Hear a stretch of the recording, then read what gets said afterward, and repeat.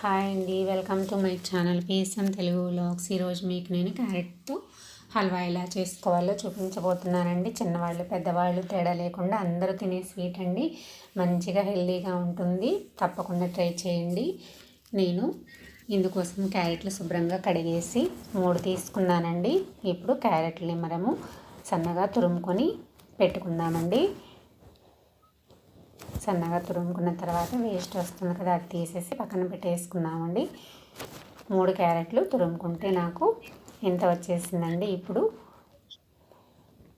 ఇది కూడా పక్కన పెట్టేసుకొని ఇందులో కావలసిన మనం బాదం పప్పుని కొంచెం తీసుకున్నానండి. అట్లానే జీడిపప్పు కిస్మిస్ని కూడా తీసుకున్నాను. ఇవి ఫ్రై చేసుకోవాలండి. ఇప్పుడు కళాయి పెట్టేసుకొని అందులో 2-3 స్పూన్ల వరకు పోసుకోండి. నూనె కాదండి, నెయ్యి పోసుకోండి. నెయ్యి వేసుకున్న తర్వాత అందులో బాదం పప్పులు వేసుకొని కొంచెం కలర్ చేంజ్ అయ్యేదాకా వేయించుకోండి అన్నమాట. కలర్ చేంజ్ అయ్యేదాకా వేయించుకున్న తర్వాత వాటిని ఒక బౌల్లోకి తీసుకున్నాము. చూసారు కదా, కలర్ అయితే చేంజ్ అయిపోయినాయి, ఏగిపోయినాయి అన్నమాట. ఇప్పుడు వాటిని గిన్నెలోకి తీసేసుకుందాము. నెక్స్ట్ జీడిపప్పులు కిస్మిస్లు వేసుకొని వేయించుకుందామండి. ఇవి గోల్డ్ కలర్లోకి వచ్చే వరకు ఫ్రై చేసుకుంటే సరిపోతుంది. చూసారు కదా, మనకి గోల్డ్ కలర్లోకి అయితే వచ్చేసినాయి. ఇంకా వేయించుకుంటే మాడిపోతాయి కదా. ఇవి కూడా తీసేసుకొని ఒక బౌల్లో పక్కన పెట్టేసుకుందామండి. ఇప్పుడు అదే బాండిలో మనం ఎక్స్ట్రా ఒక 2 స్పూన్లు నెయ్యి వేసేసుకొని తురిమి పెట్టుకున్నాం కదా క్యారెట్ని తీసుకొని అందులో వేసేసుకోవాలండి.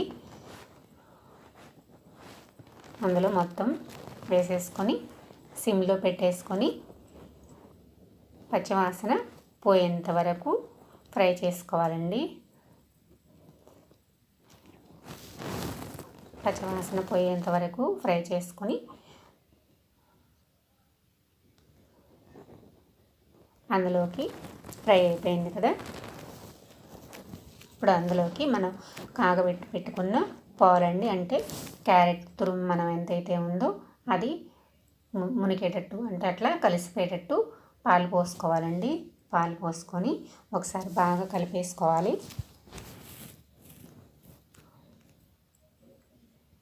కలిపేసుకొని మూత పెట్టేసి సిమ్లోనే ఉడికించుకోవాలండి. కొంచెం దగ్గర పడే వరకు ఉడికించుకోవాలి. ఈలోపు మనం బాదం పప్పులు తీసుకున్నాం కదా, వాటిని మనం చిన్న చిన్న ముక్కలుగా కట్ చేసుకుందామండి. మీ ఇష్టం, మీకు ఎలా వీలుగా ఉంటే అలా కట్ చేసుకోండి.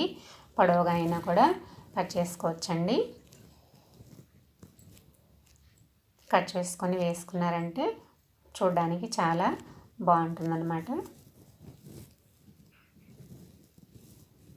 చూడండి, నేనైతే ఇట్లా ఈ విధంగా కట్ చేసి పెట్టుకున్నాను. ఇప్పుడు క్యారెట్ చూద్దామండి ఎట్లా ఉందో.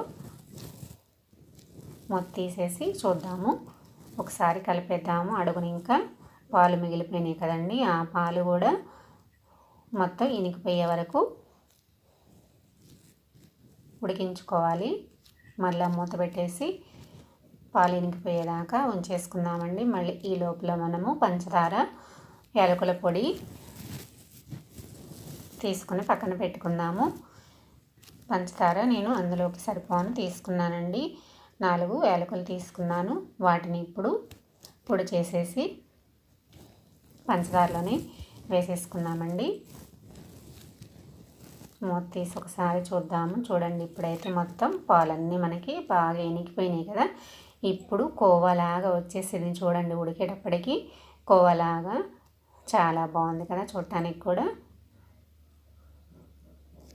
మన ఇంట్లో కోవా లేకపోయినా కూడా ఇట్లా పాలు పోసేసుకుంటే మనకి కోవా తయారైపోతుందండి. ఇప్పుడు గట్టిపడిపోయింది కాబట్టి ఇందులోకి పంచదార, యాలకుల పొడి వేసేసుకోవాలండి.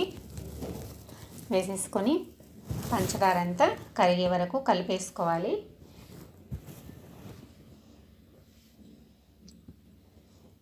పంచదార వేసేసుకున్నాం కదా, అయిపోయింది అనుకోకూడదండి. ఇప్పుడు మళ్ళీ పంచదార వేసేసుకున్నాక కొంచెం మనకి తీగ పాకంలాగా ఉడికిపోతుంది చూసారా, అట్లా బుడగలుగా వస్తుంది. అప్పటిదాకా మనము మూత పెట్టేసి ఉడకబెట్టుకోవాలండి.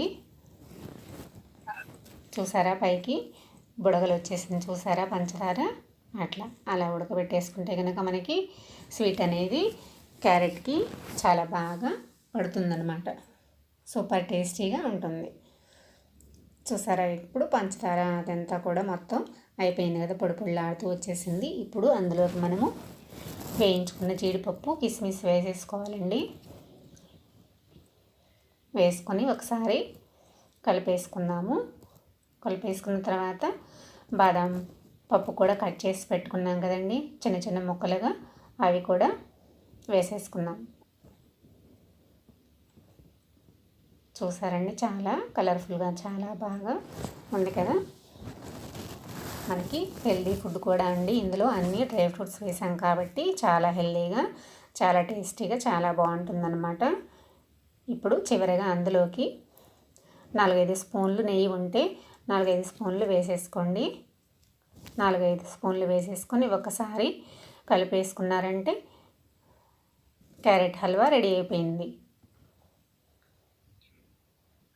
ఒకసారి కలిపేసి ఇక దాన్ని బౌల్లో తీసేసుకొని నీట్గా పిల్లలు స్కూల్ నుంచి ఇంటికి వచ్చేటప్పటికి నీట్గా ఇలా డెకరేట్ చేసి పెట్టామంటే పిల్లలు టెంప్ట్ అయిపోతారండి.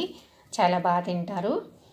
చాలా టేస్టీగా కూడా ఉంటుంది. తప్పకుండా ఒకసారి ట్రై చేసి పిల్లలకి చేసి పెట్టండి. నా వీడియో కనుక మీకు నచ్చినట్లయితే లైక్ చేయండి, సబ్స్క్రైబ్ చేయండి, షేర్ చేయండి.